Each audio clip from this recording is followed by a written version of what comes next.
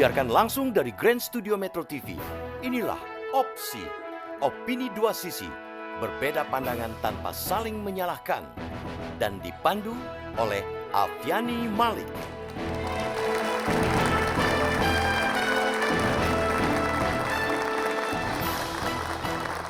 Ya, selamat malam pemirsa dan para hadirin serta narasumber yang ada di studio. Ada pandangan beragam terhadap penghayat kepercayaan. Ada yang meyakini kepercayaan adalah agama. Ada pula yang tegas menyebut kepercayaan bukan agama. Meski secara administratif kependudukan hak mereka telah terpulihkan, namun bukan tidak mungkin diskriminasi masih akan dialami.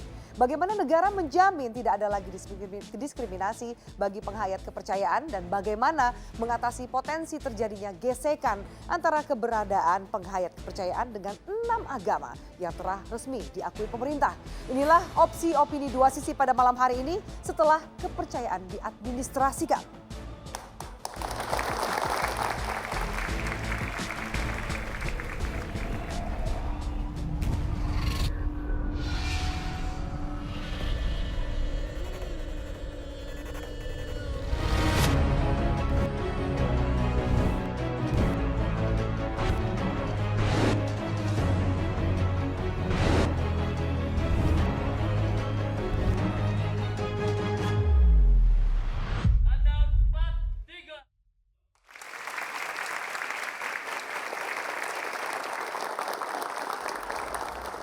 Dan pemirsa, untuk mengulasnya sudah hadir Wakil Ketua Komisi 8 DPR RI Sodik Mujahid. Ketua Majelis Ulama Indonesia Bidang Infokom Mas Duki Badowi. Dan pakar hukum tata negara Refli Harun. Dan nanti juga akan hadir perwakilan penghayat kepercayaan Sunda Wiwitan Afiat Ginanjar Akil. Langsung sebelumnya saya akan langsung tanyakan kepada narasumber yang saat ini sudah bersama saya di studio. Baik, dari Ketua Komisi 8 dulu, Pak Sodik. Sejauh ini apa sikap DPR, terutama di komisi Anda terhadap putusan MK? Ya tentu kita mencatat, mengetahui, dan kita menghimbau semua umat beragama harus menerima keadaan semacam ini. Ini adalah babak baru dalam sejarah kehidupan, keagamaan, dan kepercayaan di Indonesia. Zaman Pak Harto dulu yang sering dianggap Pak Harto itu penasehatnya aliran kepercayaan, tapi Pak Harto juga tidak berani. Terus sekarang ada sebuah tanda petik keberanian baru, keputusan MK untuk mengakui keberadaan aliran kepercayaan ini. Dan saya kira walaupun ada sebagian umat beragama yang mempertanyakannya, tapi saya melihat bahwa ujung-ujungnya mereka juga mengakui, menerima. Hanya memang diminta pemerintah dan juga sampai kepada kami agar pemerintah betul-betul konsisten dan konsekuen dengan dua kata itu. Yaitu agama dan kepercayaan. Kenapa Anda meminta konsistensi dan komitmen dari pemerintah? Apa yang diragukan? Pertama adalah menurut undang-undang itu juga ada dua, agama dan kepercayaan, ya kan? Menurut sebagian umat itu satu loh, tidak beda, agama dan kepercayaan, agama dan keyakinan. Bukan celana dan baju, tapi baju dan pakaian. Sehingga mereka sebetulnya awal-awalnya agak menolak, tapi karena kepatuhan kepada hukum mereka mengakui. Tinggal yang tadi, karena pemerintah telah melihat adanya perbedaan agama dan kepercayaan, saya jelaskan ya, dalam konsep sebagian umat beragama, agama dan kepercayaan itu satu, sehingga mereka agak menolak. Tapi MK prinsipnya adalah beda, agama dan kepercayaan. Nah, karena itulah maka mereka umat beragama minta atas dasar perbedaan agama dan kepercayaan itu yang melahirkan keputusan MK, maka perlindungan, pengakuan terhadap kepercayaan pun selanjutnya itu beda. Kenapa? Karena agama dan kepercayaan dalam undang-undang dasar juga beda dan dalam konsep ilmiah pun beda antara agama dan kepercayaan. Jadi yang penting adalah implikasi kebijakan-kebijakan pemerintah ke depannya. Tidak bisa disamakan antara agama dan kepercayaan. Jadi tidak bisa disamakan. Menurut MUI, berbedakah? Ini MUI juga ada statement yang seakan-akan meragukan putusan MK. Saya kira kalau putusan MK tidak perlu diragukan karena sifatnya sudah final and binding ya. Jadi itu sesuatu yang sudah tegas gitu kan, dan ini adalah negara hukum, demokrasi, semuanya pendapat boleh berjalan tapi semuanya atas asas hukum.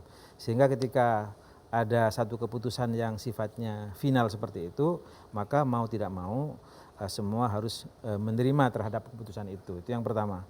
Lalu yang kedua, bagi Majelis Ulama Indonesia sebenarnya yang terpenting, karena kami dari Majelis Ulama itu bertugas untuk melindungi umat di dalam cara-cara beribadah selama ini, bagaimana kami menghimbau kepada pemerintah bahwa di dalam melaksanakan putusan yang sifatnya sudah final itu jangan sampai terjadi gesekan. Oleh karena itu sebenarnya perlu ada semacam roadmap dari pemerintah pasca putusan Mahkamah Konstitusi.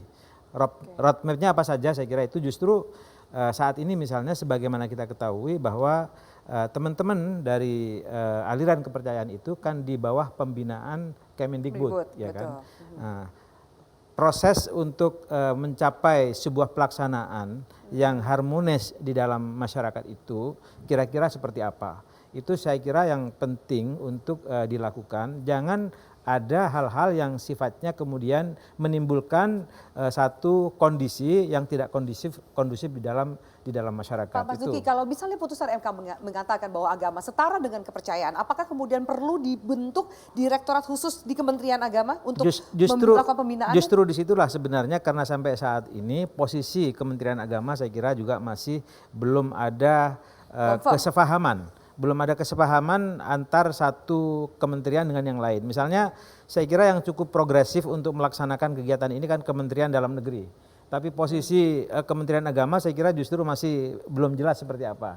Nah dalam konteks ini jangan sampai ketika antar pemerintahan saja belum ada satu pandangan, kemudian terlalu maju kepada masyarakat, lalu kemudian menimbulkan gejolak. Itu jangan. Oke, kita tidak menginginkan itu. Ya, dan itulah sebabnya maka kami dari Majelis Ulama Indonesia itu rencananya akan mengumpulkan, akan mengadakan rapat secara khusus untuk mencari tahu sebenarnya aspirasi yang berkembang di masyarakat seperti apa, akan kami tampung, dan harapannya bahwa dari hasil aspirasi itu akan kami kemukakan kepada pemerintah untuk tafsiran itu. Kita harapkan itu segera dilakukan supaya tidak membuang waktu.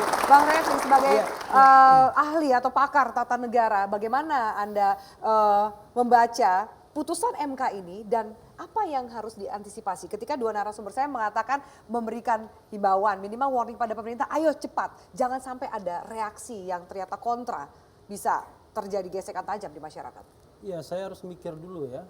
Kenapa mikir? Begini, ini sebenarnya secara teori dari hukum tata negara dan konstitusi ini perkara mudah sesungguhnya. Saya yakin kalau ini diajukan judicial review pasti dikabulkan. Karena memang secara nyata ada yang namanya diskriminasi, prinsip unequality sebenarnya. Tetapi kita tahu bahwa ini wilayah-wilayah ngeri-ngeri sedap, kan kira-kira begitu. Sama seperti misalnya soal dulu ex-PKI bisa memilih misalnya, bisa memilih dan bisa dipilih. Itu putusan tahun 2004. Kemudian anak di luar nikah bisa mewaris. Nah, itu adalah putusan-putusan yang kontroversial sesungguhnya, yang memang kalau dilihat dari perspektif keyakinan atau agama tertentu pasti tidak akan diterima. Tapi yang kita harus pahami adalah kita hidup di Indonesia yang berdasarkan Pancasila dan Undang-Undang Dasar 1945. Nah, konstitusi kita itu konstitusi yang memberikan hak kepada semua warga negara. Jadi equality before the law. Setiap warga negara bersamaan kedudukannya dalam hukum dan pemerintahan. Lalu bagaimana jika memang ternyata ada potensi reaksi dari kelompok atau aliran lain yang juga ingin diakui soal masuk ke dalam golongan kepercayaan?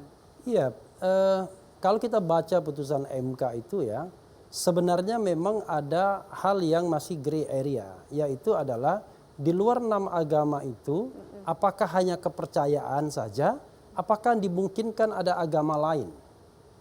That's the big question sesungguhnya. Tetapi saya mengatakan bahwa kalau kita berlandaskan pada prinsip yang tadi unequality ya, dan kita menuju equality, Maka sesungguhnya apapun namanya, apakah kemudian dia mengklaim sebagai agama atau dia mengklaim sebagai kepercayaan, maka berdasarkan putusan dan berdasarkan konstitusi harus diakui.